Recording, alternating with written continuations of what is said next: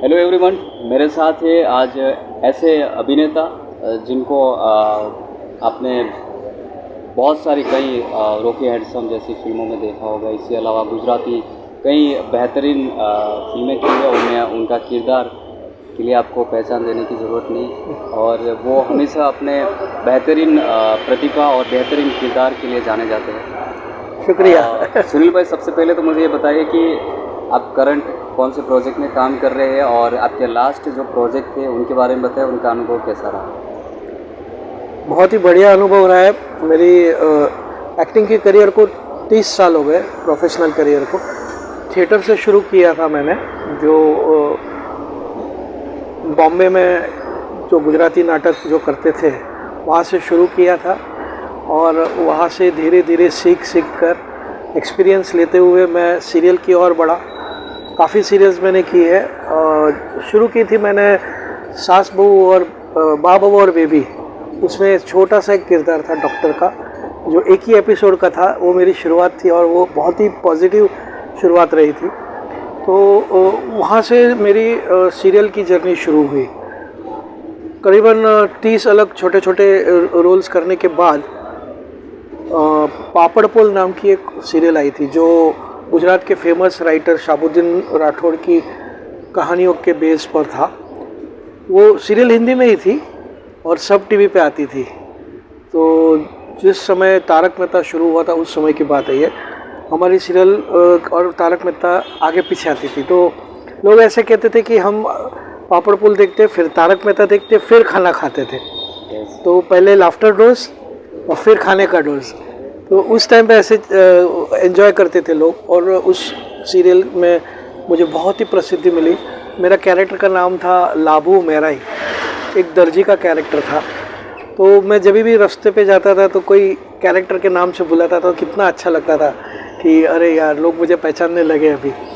फिर वहाँ पे उसी टाइम पे मेरी एड फिल्म्स, जो हम लोग बोलते हैं टीवी कमर्शियल्स, वो भी शुरू हुई। उसका भी एक्सपीरियंस बहुत अच्छा रहा। सबसे पहली ऐड मेरी स्प्राइट करके एक ड्रिंक था उसके लिए थी, जिसमें सानिया मिर्ज़ा थी। तो वो पहली मेरी ऐड भी बहुत ही अच्छी रही। उसके बाद बच्चन साहब के साथ मैंने एक ऐड की, और वो भी सिलसिला अच्छा रहा। तारक मेहता के बाद जो छोटे छोटे कैरेक्टर्स मैंने किए, उसमें भी लोग मुझे पहचानने लगे। और अभी क्या होता है, पुराने एपिसोड सारे रिपीट होते हैं, तो लोग मुझे पहचानने लगे और भी प्रसिद्धि मिली। फिर आई हिंदी फिल्म्स की बात, तो खिचड़ी करके एक फिल्म आई थी, जो पहले सीरियल फॉर्मेट में थी, फिर उसकी फिल्म भी बनी थी। तो उसमें भी मुझे एक अच्छा सा छोटा सा किरदार मिला था। वो मेरी फिल्म जर्नी, ये सब बातें हैं 2004-2005 के आसपास। और जो खिचड़ी सीरियल के बाद हिंदी फिल्म्स बहुत सारी मिली। तो आज तक मैंने करीबन 22 हिंदी फिल्म्स की है, जिसमें रॉकी हैंडसम बहुत पॉपुलर हुई, बेंगिस्तान है, 102 नॉट आउट में एक छोटा सा किरदार है, फिर घन चक्कर जो इमरान हाशमी और विद्या बालन की फिल्म थी, उसमें भी एक कॉमेडी कैरेक्टर था, जी 3-4 सीन के लिए। ट्रेन का जो उनका जर्नी है लोकल ट्रेन में, उसमें मेरा वो किरदार था। एक फैट मैन, यानी जो मेरी बॉडी लैंग्वेज है, एक जो मेरा जो मोटापा है, उसको पॉजिटिवली यूज़ किया, एक कॉमेडी कैरेक्टर। और फिर मुझे धीरे धीरे एक एक्सेप्टेंस मिलता गया। फिर 2014 में एक टर्न आया जहाँ पे गुजराती फिल्म्स का दौर फिर से शुरू हुआ। 2014 से गुजराती फिल्में बहुत ही नए तरीके की बनने लगी। तो जो अर्बन फिल्म्स बोली जाती है, जो पहले आती थी रूरल फिल्म्स जिसमें गांव की स्टोरी वगैरह, तो अर्बन फिल्म जब शुरू हुई तो 2014 में मेरा गुजराती फिल्म में काम मिला मुझे। और आते केवी दुनिया नाम की फिल्म थी, तेजस पड़िया जी डायरेक्टर थे। तो वो फिल्म से एंट्री हुई। फिर सिद्धार्थ रांदेरिया जो गुजरात के कॉमेडी के बादशाह है, उनके साथ मैंने 2 फिल्में की, गुज्जू भाई द ग्रेट और गुज्जू भाई मोस्ट वांटेड। फिर पोलम पोल करके एक फिल्म आई थी। वैसे करते करते करते आज तक मैंने 27 गुजराती फिल्मों में काम किया। 2014 से लेकर आज तक, यानी 8 साल में मैंने 27 गुजराती फिल्में की। तो बहुत ही अच्छा एक्सपीरियंस रहा। फिर दौर आया वेब सीरीज़ का। तो वेब सीरीज़ में नो किडिंग करके एक हिंदी वेब सीरीज़ है, जो अभी मेकिंग में है, यानी उसका पोस्ट प्रोडक्शन चल रहा है। तो गुलशन ग्रोवर जी के साथ मेरा सीन है। तो बहुत ही बढ़िया कॉमेडी सीन है। वो गुलशन जी के साथ काम करने का मौका मिला, यानी वो भी बहुत बड़ी बात है। अमिताभ बच्चन जी के साथ मैंने 3 एड फिल्म्स की और एक फिल्म की, 2 फिल्में की। सुनील भाई, आपने बॉलीवुड की कई फिल्में की है और उनमें आपके किरदार को दर्शकों ने सराहा है। इसके बाद आपने गुजराती कई सारी टीवी शोज़ भी किए हैं, फिल्म भी की है। अब तक के किरदार आपने जितने भी निभाए हैं, उनमें से कोई ऐसा किरदार जो आपको उस किरदार के लिए चुना हो और आपको अंदर से लगा हो यार ये मैंने कौन सा किरदार कर लिया, ऐसा कोई आज तक का कोई किरदार रहा है? जी बिल्कुल। हिंदी फिल्म की बात करें तो एक गन चक्कर नाम की फिल्म आई थी जिसमें इमरान हाशमी जी और विद्या बालन थे और दूसरे कैरेक्टर्स भी थे उसमें। तो उसकी ऑडिशंस जब चल रही थी तो गन चक्कर के जो असिस्टेंट डायरेक्टर थे, अनमोल नाम है उनका, आज उनकी बहुत बड़ी कास्टिंग एजेंसी है बॉम्बे में, तो उन्होंने मुझे इस बोला कि आपके लिए कोई कैरेक्टर का ऑडिशन करना है तो आप आइए। तो ऑफिस में गया तो मुझे 4 कैरेक्टर बता दिए कि ये 4 कैरेक्टर का ऑडिशन करना है। तो अभी 4 कैरेक्टर को अलग अलग तरीके से बताना है और एक के बाद एक तुरंत, तो वो एक थोड़ा चैलेंजिंग था। हालांकि बहुत छोटे रोल्स थे, यानी ऑडिशन का सीन बहुत छोटा था, लेकिन वो एक कैरेक्टर में से दूसरे कैरेक्टर में जाना तो थोड़ा वो तैयारी करना पड़ता है। तो मैंने कोशिश की कि अच्छी तरह से दे दूँ। 4 का ऑडिशन दिया। फिर वो 4 ऑडिशंस अंदर कैबिन में डायरेक्टर बैठे थे अंदर के साइड, उधर जाके वो बता के फिर से बाहर आए।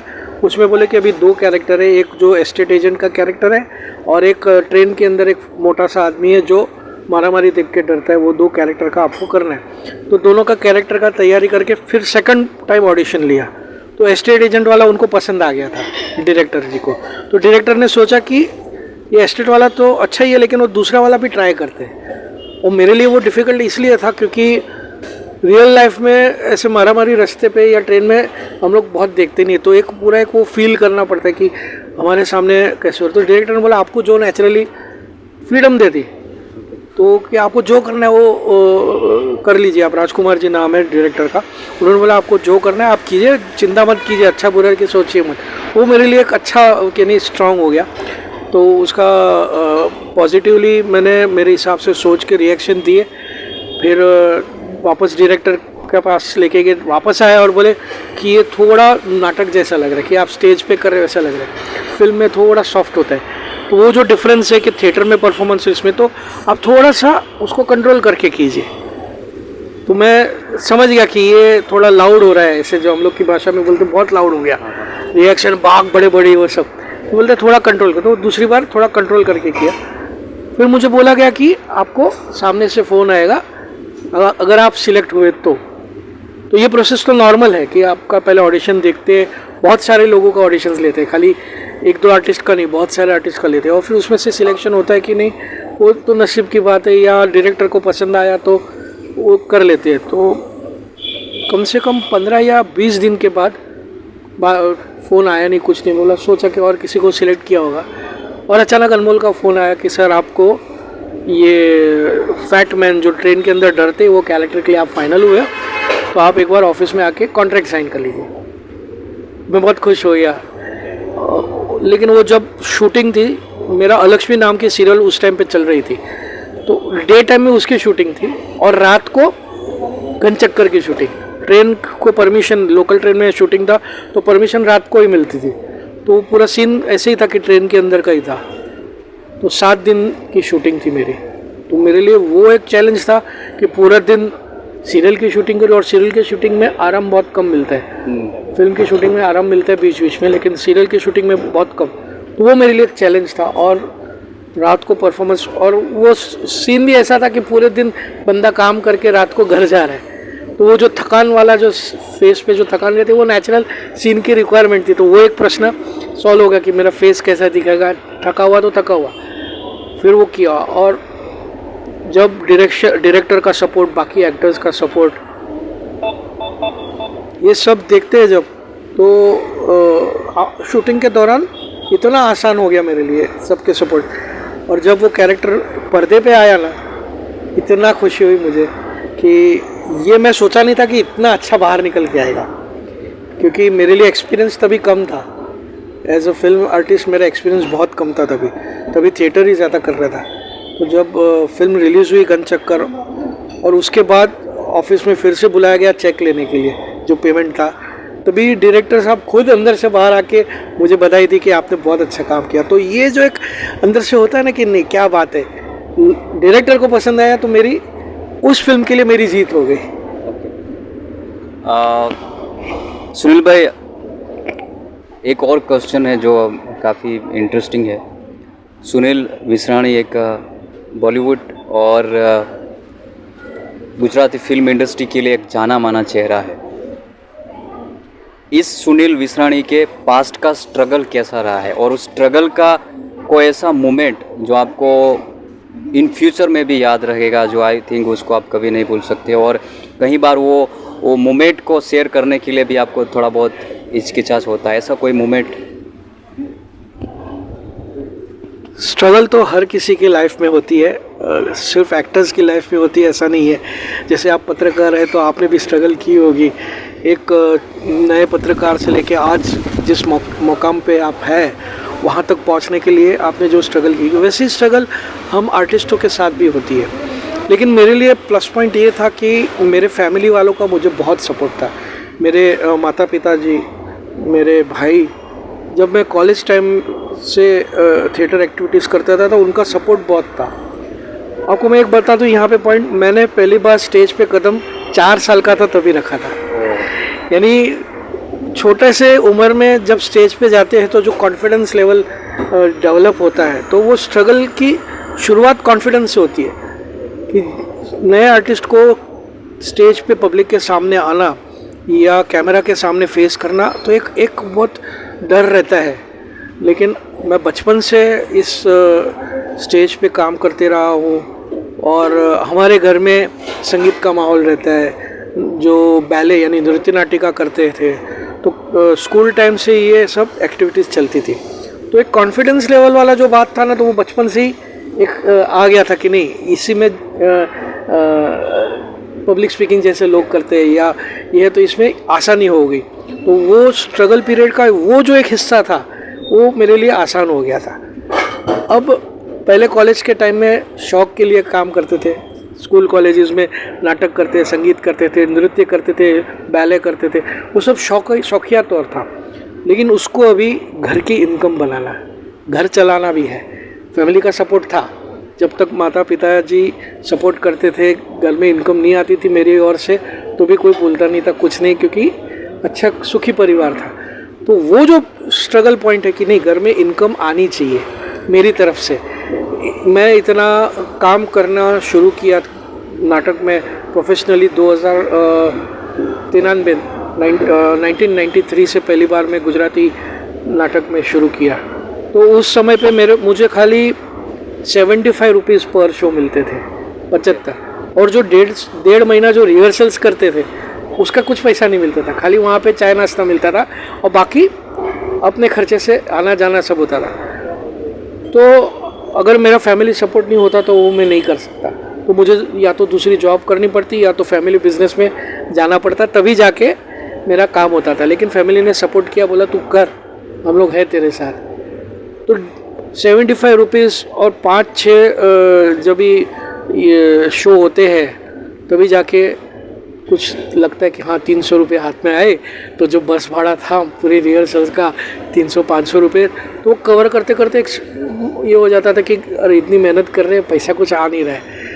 लेकिन वो जो नया कलाकार है, कोई भी नया, आज के भी नए कलाकार को ये दिक्कत होती है कि खर्चा कैसे निकाले। जैसे बॉम्बे में लोग बाहर से आते हैं काम करने के लिए, काम ढूंढने के लिए, स्पेशली हमारी इंडस्ट्री में जब काम ढूंढने आते हैं तो लोगों को बॉम्बे में रहना, भाड़े पे रहना, पेइंग गेस्ट के तौर पे रहना, वो सब खर्चा जो निकालना है ना, वो एक बहुत बड़ी स्ट्रगल होती है। तो मेरे लिए वो स्ट्रगल नहीं थी, क्योंकि हमारा खुद का घर था, पेरेंट्स का सपोर्ट था। खाली एक ही था कि अभी इंडिपेंडेंटली मैं इनकम करूं अपनी, ताकि फैमिली को मेरा सपोर्ट रहे। रिवर्सल, पहले फैमिली का सपोर्ट था तो अभी मुझे भी फैमिली को सपोर्ट करना है। तो धीरे धीरे मेहनत की, लोगों को मेरा काम पसंद आया, काम मिलता गया एक के बाद एक, और 2004 से तो एकदम गाड़ी पटरी पे आ गई थी, फुल फॉर्म में पटरी पे आ गई, थिएटर ये वो। तो जो स्ट्रगल पीरियड अभी क्या रहा था कि नया नया काम ढूंढते रहो, तो उसमें ऑडिशंस बहुत देने पड़ते हैं। कई कई बार होता है साल में 200-300 ऑडिशंस दिए ऐड फिल्म्स की खाली, लेकिन सिलेक्ट होते पूरे साल में 4 ऐड मिलती है हाथ में। तो वो जो ऑडिशन के पीरियड में जो रिजेक्शन होता है कि नहीं आप सिलेक्ट नहीं हुए, उस टाइम पे मायूसी होती है थोड़ी सी, अरे यार सिलेक्ट, इतना अच्छा कैरेक्टर था, ये फिल्म के लिए मैंने ऑडिशन दिया, वो फिल्म के लिए दिया ऑडिशन, लेकिन सिलेक्शन नहीं हुआ, तो थोड़ी मायूसी होती थी। तो ये स्ट्रगल का पार्ट है, rejection is part of struggle हमारी इंडस्ट्री में, फिल्म इंडस्ट्री में। लेकिन मैं तो यही कहना चाहूँगा कि आपका रिजेक्ट हो, आप कभी सिलेक्ट ना हो, फिर भी कोशिश करते रहना चाहिए। और दूसरी इनकम अदर देन एक्टिंग, शुरू में आपको घर चलाने के लिए दूसरी इनकम भी करनी चाहिए। तो मैंने एक छोटा सा बिज़नेस शुरू कर दिया था, डिज़ाइनिंग का काम, प्रिंटिंग का काम, तो जो घर का खर्चा है उसमें से निकलते जाता है। तो एज एन स्ट्रगलर ये चीज़ ध्यान रखा, जो भी नया किरदार है, जो भी नए कलाकार है, उनको ये ध्यान रखना चाहिए कि छोटी सी इनकम जिससे आपका घर चल सके, आपका खर्चा निकल सके, वो साइड पे कुछ भी करो आप, कुछ भी यानी अच्छा काम करना, कुछ भी तो ये चीज़ ध्यान में रख के आपका स्ट्रगल पीरियड बहुत आसान हो जाएगा। और एक बार आपको काम मिलना शुरू होगा ना, फिर आपकी स्ट्रगल भी ख़त्म हो जाएगी। आज की तारीख में मैं खुद इतना काम सीरियल में बैक टू बैक काम कर रहा था ना, तभी मुझे लगा यार अभी थोड़ा मैं फैमिली को टाइम दूँ, तो सीरियल पे ब्रेक मारनी पड़ती है, कभी कभी सामने से ना बोलना पड़ता है कि मैं ये नहीं करूँगा। ऐसा भी मौका हुआ है, ऐसे भी मेरे साथ हुआ है कि मुझे मना करना पड़ा कि नहीं। दूसरा होता है कि एक ही डेट में 2-3 प्रोजेक्ट आ जाते हैं कि एड फिल्म भी शूट है, सीरियल की भी शूट है, तो मुझे सिलेक्ट करना पड़ता है इसमें से कौन सा काम लूँ, बाकी को मुझे मना करना पड़ता है। अभी ये पीरियड आ गया है। और गुजराती फिल्म इंडस्ट्री में आने के बाद अच्छा हुआ, मैंने 2014 में पहले गुजराती फिल्म की, तो गुजराती मेरी लैंग्वेज है और मातृभाषा है, तो मैं उसमें ज़्यादा फ्लुएंट, सोचने का जो तरीका है, गुजराती का कल्चर है, वो हम लोग को बचपन से मिला हुआ है। तो गुजराती फिल्में करने में मुझे बहुत ही ज़्यादा आसान हुआ, और उसमें स्ट्रगल तो ऑलमोस्ट ज़ीरो थी। गुजराती फिल्म में जब से शुरू हुआ ऑलमोस्ट ज़ीरो थी। हाँ, गुजराती फिल्म में एक है कि बजट थोड़ा कम रहता है, तो उसमें सेटिस्फाइड होना पड़ता है कि नहीं, हिंदी फिल्म से गुजराती फिल्म कम बजट है, लेकिन मेरी भाषा है, अपनी खुद की भाषा है, तो उसमें कम बजट में भी काम करना अच्छा लगता है। तो ये मेरा स्ट्रगल इतना नहीं था, लेकिन था, जो भी थोड़ा बहुत था वो मैंने आपको बताया। ये सबको फेस करना है, हर कलाकार को फेस करना है, हर इंडस्ट्री में स्ट्रगल तो है ही। तो दोस्तों, ये थे सुनील विसाणी। हमने इसके पास्ट प्रोजेक्ट के बारे में जाना और उनके स्ट्रगल के बारे में जाना। ये जितने अभी जो मैंने मिला और इतना हम्बल है, और इससे भी ज़्यादा बेहतरीन और प्रतिभा जो है उनके पर्दे पर देखने को मिली।